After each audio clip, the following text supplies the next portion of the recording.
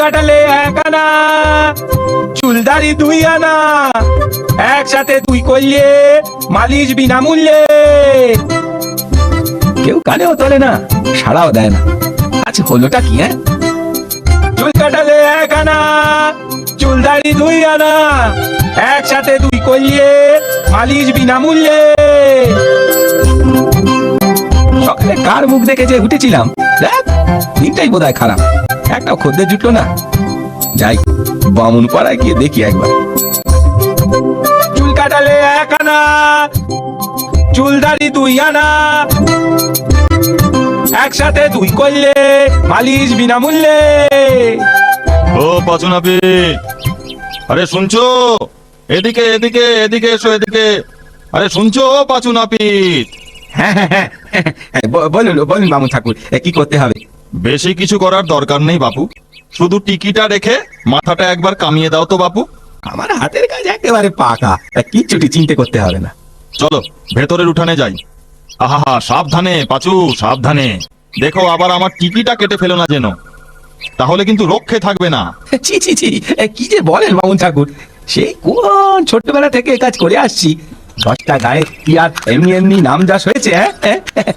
ও তোমার নাম ধাম তোমার কাছেই রাখো তো বাপু, আমার টিকিটা আস্ত থাকলেই হলো।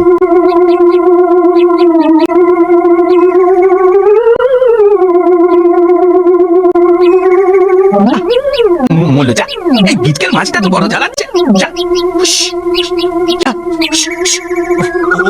আরে ও কি করছো পাচু? আরে কেটে যাবে যে।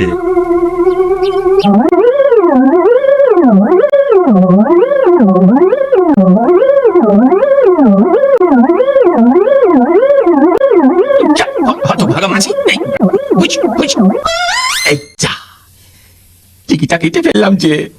হতভাগা নাপিত, কি করলি তুই দেখি? এ কি সর্বনেশে কাণ্ড! তুই আমার টিকি কেটে দিলি। দাঁড়া হতভাগা, আজ তোর একদিন কি আমার একদিন। খরম পেটা করে তোর নাপিতগিরি আমি পার করছি। ওরে বাবারে, আমার কি দোষ? আপনি তো মাথা নাড়ালেন। বাবারে, ওরে বাবারে, আগে পালাই। পালাবি? পালাবি কোথায়? তোকে একবার হাতের নাগালে পাই, গরম দিয়ে তোর টাকে আমি টিকি গজাবো হতচ্ছাড়া।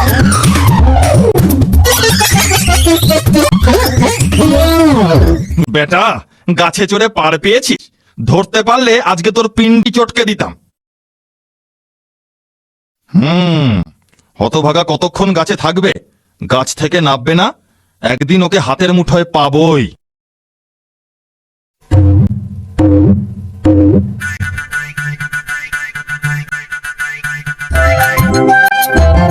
যাক, ঠাকুর মশাই চলে গেছে। এইবার তাড়াতাড়ি গাছ থেকে নামি।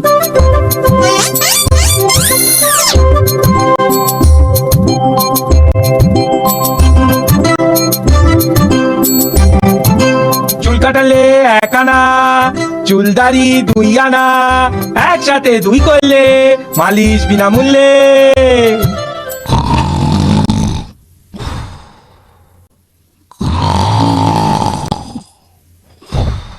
বাবারি বাবা, এই অবেলায় নাক ডাকি কে আবার ঘুমোয়? কে যায় রে? আগে আমি, পাঁচু নাপিত। ও নাপিত, বাহ, খুব ভালো হয়েছে। এসো বাছাধন, আমার সামনে বসে পড়ো দেখিনি। আমার দাড়িটা একটু কামিয়ে দাও তো। জি হুজুর, এই দিচ্ছি। শোনো, আমার গোফটাও একটু ছেটে দিও, কিন্তু খেয়াল রেখো কেটে না যায় আবার। না না হুজুর, কাটবে কেন? আমার হাত খুবই পাকা।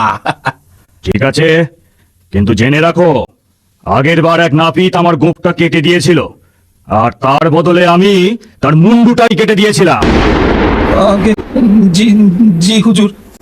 ওরে ওরে, কোথায় ফেঁসে গেলাম? এবার যদি বাঁচি তো মন্দিরে গিয়ে পুজো দেবো।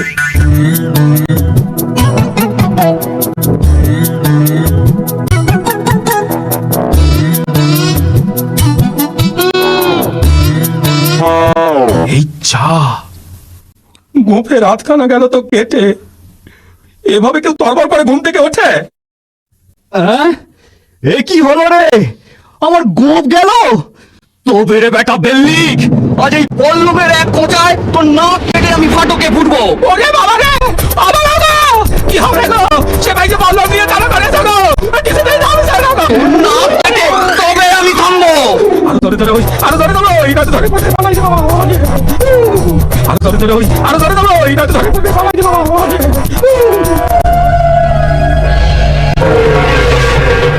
কতদিন এই ভুসুন্ডির জঙ্গলে মানুষ আসে না, কতদিন কারোর ঘাড় মটকায়নি। গাছে উঠে দেখি আজ কেউ আসছে কি না।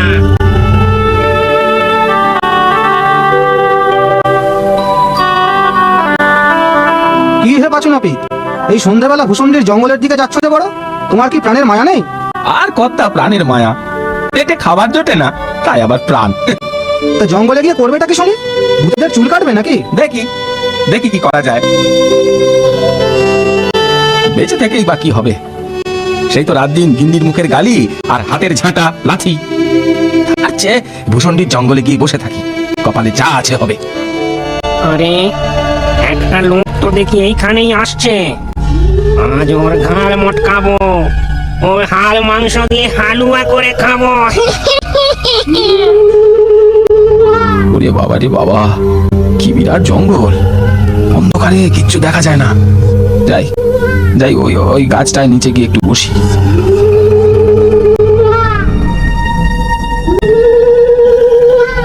লোকটাকে নিয়ে একটু মজা করা যাক, ওকে একটু ভয় দেখাই। ওরে ওরে বাবা রে, ওরে বাবা রে, এটা আবার কি? ওরে বাবা রে, তাদের মধ্যে আর ভূতের মুন্ডু। ওরে বাবা রে।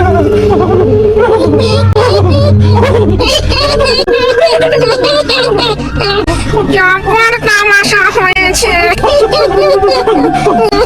ওরে বাবা, এই যে দেখি ভূতের পা।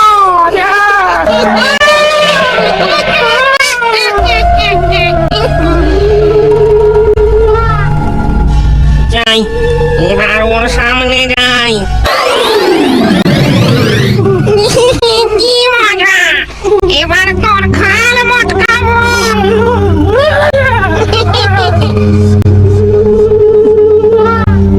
পাল্লায় পড়েছি, আজ বোধ হয় আর রক্ষে নেই। দেখি দেখি, একটা শেষ চেষ্টা করে দেখি। কতদিন মানুষের মাংসের হালুয়া খাইনি। অনেকগুলো অনেকগুলো ভূত ধরে আমারই ঝোলায় রেখেছি। এবার এবার আর একটা পেয়েছি, এটাকেও ঝোলায় পুরবো, এটাকেও ঝোলায় পুরবো। তুই ভূতেদের ধরে ঝোলায় পুরিস? বিশ্বাস না হয় এই দেখ, ঝোলা থেকে আয়নাটা বের করে ওকে দেখাই। ও নিজের ছবি দেখে বাবে ভূত ধরেছি।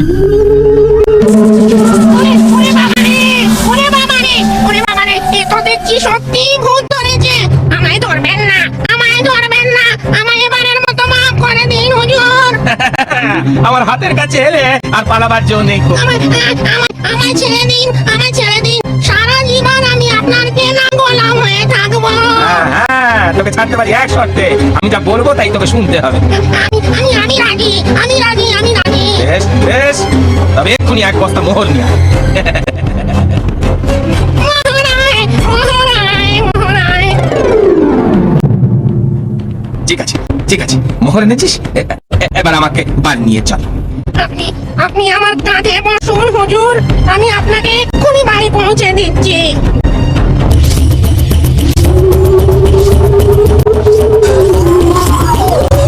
ব্যাস ব্যাস ব্যাস, এইখানে নামা, এইখানে নামা। ওই ওই ওই ওই দেখ, ওইটা আমার বাড়ি। ওর পাশের জমিতে ভোরবেলার মধ্যে একটা বড় পাকা বাড়ি করে দিবি। হ্যাঁ, আর আর একটা ধানের গোলাও করে দিস।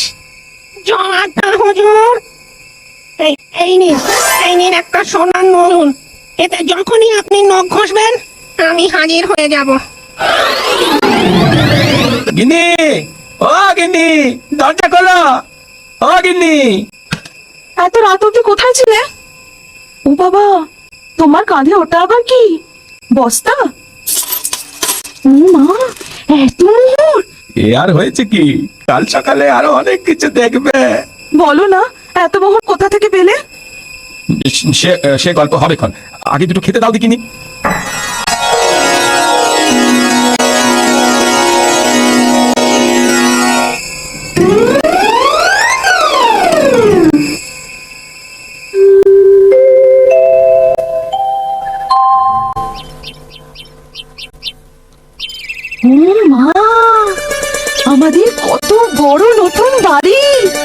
ধানের গোলা। বলেছি না চেঁচাবে না, আস্তে আস্তে আরো অনেক কিছু হবে, দেখো না।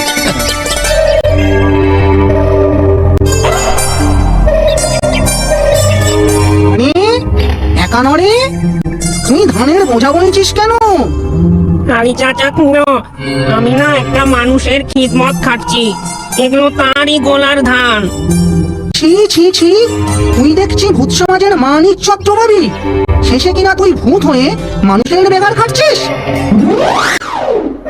এই যে সে মানুষ নয় খুঁড়ো, সে না জোলায় ভূত ভরে রাখে। গাঁজা করে কথা বলানোর জায়গা পাসনি? সত্যি বলছি, আমি অনেক হাতে পায়ে ধরে বন্দি হওয়ার হাত থেকে বেঁচেছি। কি, তুই আবার মানুষের হাত পা ধরেছিস? বিশ্বাস না হয় আজ রাতে চলো, তোমাকে দেখাচ্ছি।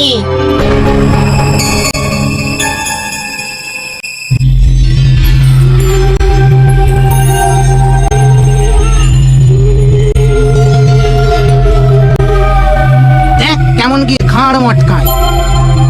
ঠিক ধরেছি, দুটো ভূত আসছে, আগেরটার সঙ্গে একটা নতুন জুটেছে। যাই যাই আয়নাটা নিয়ে আসি। বললে তোর হুজুর কই? সে বোধহয় আমায় দেখে ভেড়মি খেয়েছে। কিরে, তুই আবার আমার গোলাম হওয়ার জন্য সঙ্গে আর একটাকে নিয়ে এসেছিস? ওর আসপর্দা তো কম নয়, তুই আমার ভাইপো একা নরেকে দিয়ে বেগার খাটাচ্ছিস। এই দেখ ছুলি, এতে আমি খুদ ভরে রাখি। এই দেখ, আজও দুটোকে ধরেছি, এই দেখ। ওরে বাবা রে, মরতে কেন এখানে এলুম রে? তুই তো ঠিকই বলেছিস রে একা নরে। নে নে, এবার আয় আয় আয়, এবার আমার এই ঝোলার মধ্যে চটপট সে দিয়ে যাতে কিনি। হ্যাঁ, দেরি করিস নি, আয় আয় আয় আয় আয়। আমায় এবারের মতো ছেড়ে দিন হুজুর, আমি না হয় আপনাকে আর একটা ধানের গোলা করে দেব, আর দিচ্ছি একটা সোনার চিরুনি। এই চিরুনি নখ দিয়ে ঘষলেই আমি হাজির হব। ঠিক আছে ঠিক আছে, এবারের মতো ছেড়ে দিলাম, আর কখনো আমাকে বিরক্ত করবি না কিন্তু, বলে দিলাম। হ্যাঁ, এই নাক বলছি, কান বলছি হুজুর, আপনার ত্রিসীমানায় আমাদের কেউ আসবে না।